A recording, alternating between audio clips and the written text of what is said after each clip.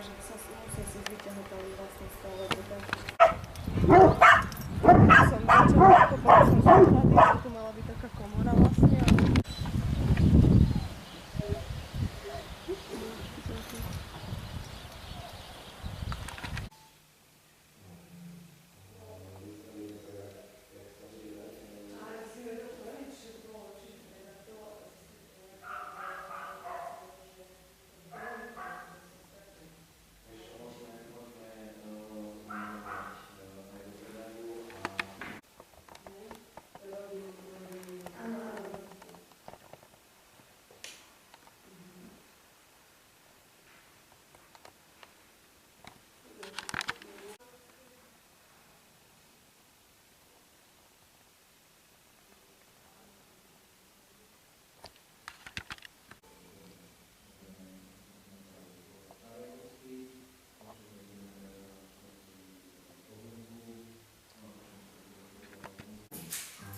Akože ja si spravím sama veľmi veľa vecí, ale dajme tomu, tento plot mám potiaľ to z tohoto výplot. A ešte tento som potrebovala. A to ja nedokážem zvoliť a postaviť nový, to ja nemám šancu. Volať si... Práve preto, keby sa dala takto zobrať a preniesť sa do tých krškám, neviem.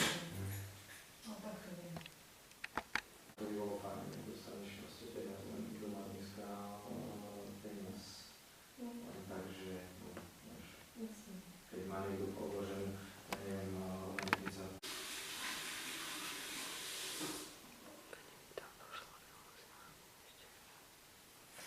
Kľudne si urob ešte rezať, kľudne zlaté, tak aby to bolo fajn.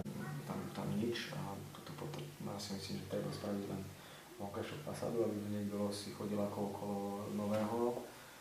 No ale za 150 000 eur to už si nepredáš, vieš, to je...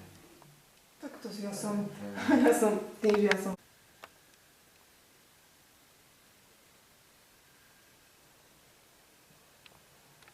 Ale keď si to dá v hlave do čo je to roboty, len s bytom, čo mal, tak možno, že zareaguje pozitívne, to by bolo perfektné. Keď nemáš cash na to,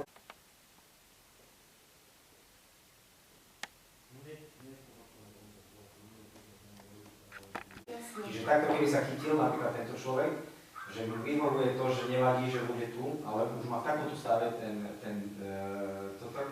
dom, tak on si pozrie, že idem na to, nebudeme kupovať chajbu, to zase budem prerábať a odkúpim, proste toto zamením a vyplatím ten úver a mám po starosti. Jasne. To môže také fungovať.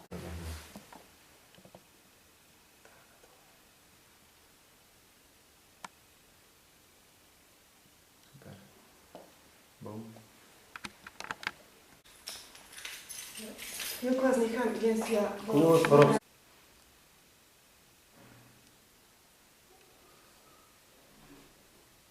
Pekný dom.